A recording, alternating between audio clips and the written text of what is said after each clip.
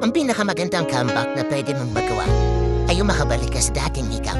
Yung version ng sarili mo na buo. Yung ganado. Yung masaya. Sa ngayon, akala mo imposible.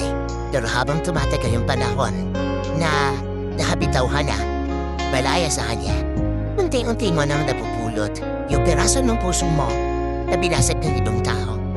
Slowly marirealize mo na gumagaling ka na pala sa lahat ng mga naranasan mo noon. Hindi ka man makabalik 100% sa dating ikaw. At is ngayon, alam mo na kung ano yung deserve. Alam mo na yung tinuro sa'yo ng mundo. Tapos, sa dulo nito, masasabi mo na lang sa sarili mo na, pwede pala, buti na lang bumitaw ka.